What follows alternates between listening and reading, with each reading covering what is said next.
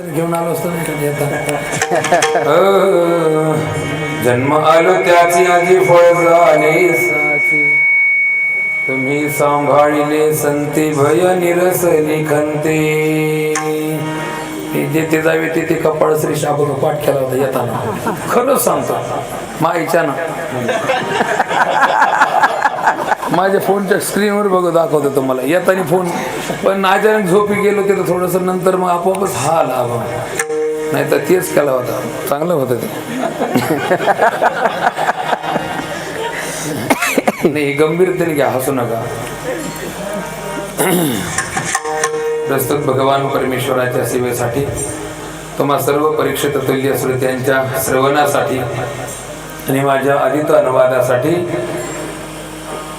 कीर्तलेल अभंग संत श्रेष्ठ जगद्वंदनीय जगद्गुरु वैराग्याचे मूर्तिपंत पुतळे वारकरी संप्रदायाचे कळश स्वरूप असणारे तुकोबारा यांचा हा अत्यंत गोड असा कृतकृत्यतेचा अभंग आहे, हर्ष उल्हासाचा अभंग आहे. परीक्षा देऊन पास झाल्याच्या नंतर, मनासारखे मार्क पडल्याच्या नंतर जो सुस्कारा एक विद्यार्थी टाकत असतो, अशा प्रकारचा सुस्कारा जगद्गुरु तुकोबारांनी अभंगाच्या माध्यमामधून टाकलेला आहे. आणि तो आपल्या जीवनातील अनुभवाची गोष्ट त्यांनी अभंगामध्ये लिहून ठेवलेली आहे. ज्या अभंगामध्ये आपल्याला आता 1-1.5 तास प्रवेश करून रममान व्हायचा आहे. 1च तास, जास्त नाही. 1 तास पर्यंत आपल्याला या अभंगावरती बोलायचं आहे. एकाग्रतेनं आपण सर्वांनी ऐकावं अशी अपेक्षा ठेवतो. स्वयंपाकामध्ये लसूण नसला तरी चालन, कांदा नसला तरी चालन, स्वयंपाकामध्ये लई तेल नसलं तरी चालन, स्वयंपाकामध्ये लवंग नसली तरी चालन, इलायची नसली तरी चालन, दालचिनी नसली तरी चालन, ते झाडाचा काय ते पत्ता नसला तरी चालन, झाडाची साल नसली तरी चालन, मोहरी नसली तरी चालन. मात्र मीठ, चटणी, पाणी आणि जी भाजी करायची ती भाजी, एवढे 4 पदार्थ जरी असले तरी सुद्धा अत्यंत उत्तम प्रकारची भाजी होते. पण त्याच्यासाठी सुगरण अत्यंत नीट पाहिजे, तेव्हा गोड असं भाजी भाकरी आपल्याला खाता येतात. तसा संशिष्टम बोले तो मीठ आहे, मीठ. आणि त्याच्यामध्ये फार गडबड आहे. त्याच्यामुळे स्वयंपाक कसा होईल तुमची तुम्हाला माहिती आहे. पण येडी वाकडी गरीबाची भाजी भाकरी मानून घ्या, असं चाललं. विठ्ठल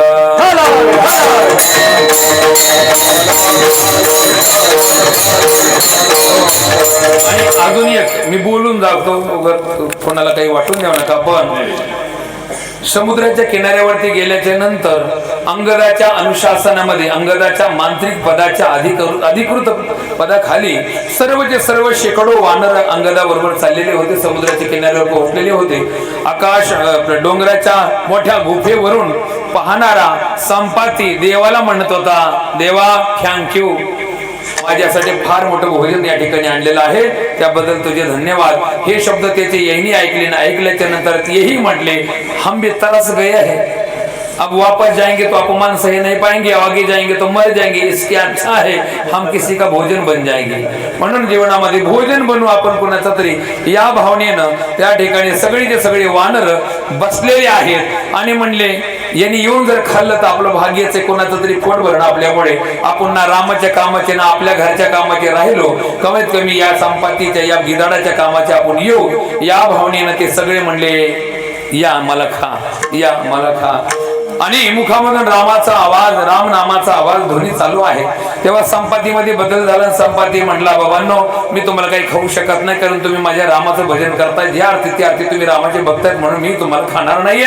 पण इथे येण्याचं काय कारण आहे, सगळं कारण सांगून झालं. सांगून झाल्याच्या नंतर म्हणले, सीता तुम्हाला दिसते, तुम्हाला दिसत नाहीये, कारण गीत ही दृष्टी अपार हम देखी तुम नाही, असं गोस्वामीजी लिहितात की गिधाडाला फार अपार दृष्टी असते. 2-2, 3-3 किलोमीटर उंचावरती ओढत असता येते आणि खालूवरून उडून छोट्या छोट्या मेलेल्या जीवाकडे बघत असता येते. त्याची नजर फार तीक्ष्ण आहे, म्हणून वरून ते गिधाड शोधतं जनवार मेलेलं खोटं आहे, अशी त्याची नजर असते. आणि म्हणून त्या ठिकाणी खाणं बंद झालं आणि एक नवीन दिशा भेटली की मरने से अच्छा है जिस काम के लिए आए हैं, लेट सही थेट जाएंगे, लेकिन कौन जाएगा, लेकिन कौन जाएगा. आणि मग त्या ठिकाणी महाराज आपोआपली संपत्ती मोजायला सुरुवात केली. कोणाची किती कोटी, कोणाची किती कोटी, कोणाची किती कोटी, कोणाची किती कोटी, सगळं सुरू झालं. त्याच्यामध्ये कोणी म्हणलं मी 10 योजन उडी मारू शकतो, कोणी म्हणलं 20 योजन, कोणी म्हणलं 30 योजन, कोणी 40, कोणी 50, कोणी 70, कोणी 80. आपोआपल्या पद्धतीने उड्या मारणारे त्या ठिकाणी उभा झालेले आहेत. पण एवढ्या उड्या मारून फायदा होत नाही. 80 योजन उडी मारून सुद्धा अनसक्सेस आहे. 90 उडी मारून सुद्धा अनसक्सेस आहे. जाणं नाही होत ना, मरतो कशाला? जाणं होत नाही, मरतो कशाला? मला त्या ठिकाणी सगळ्यात जुनाट जुगारीचं नाणं एक होतं, त्याची दाढी पिकलेली होती, हात थर्र करत होते, तोंडावरती झिरऱ्या पडलेल्या होत्या आणि वृद्ध वार्धक्याच्या भावानं तो अत्यंत आहत झालेला पण बुद्धी संपन्न असणारा एक माणूस होता. एक भगवान रामाचा भक्त होता. त्याचं नाव आहे जांबुवंत. सगळ्याला माहिती आहे. जांबुवंत म्हणला, गड्या मी गेलो असतो रे, पण जे झालं ते बोला. पण जांबुवंत बोला, थकलो म्हणून टेकलो. है ना, जांबुवंत थकला म्हणून टेकला. आणि जांबुवंत नक्की सैनिकामध्ये असावा, जांबुवंत नक्की घराच्या मध्ये असावा, जांबुवंत सत्ताच्या कमिटीमध्ये असावा, जांबुवंत शेताच्या बगीच्यामध्ये असावा, जांबुवंत एखाद्या प्रत्येक कंपनीमध्ये असावा, जांबुवंत ग्रामपंचायतच्या कमिटीमध्ये असावा. जांबुवंताच्या बगर बुद्धीत आता कोणी नसतो. म्हणून Jambuvant is very most wanted, अत्यंत गरजेचं आहे. पण जांबुवंतानं फक्त सांगावं, जांबुवंतानं फक्त सांगावं आणि हनुमंतानं ऐकावं, ऐकून अंमलात आणावं आणि जय श्रीराम आकाशात उडी घ्यावी आणि 100% लंकेमध्ये उतरावं, लंकाला जाळावं आणि लंकाला जाळून सीताचा शोध घेऊन रामाला, रडक्या रामाला खुश करावं. कोणी करावं? तरुणांनी खुश करावं, बलवंताने खुश करावं, कलावंताने खुश करावं, जांबवंताने सांगावं. का जांबवंताने हेलपाटे घालावे, जांबवंताने उघड डोक्याला ताण घ्यावा का? है ना. त्याच्यामुळं हनुमंताची सुद्धा या लाईनीत गरज आहे. या लाईनीमध्ये हनुमंताची गरज आहे.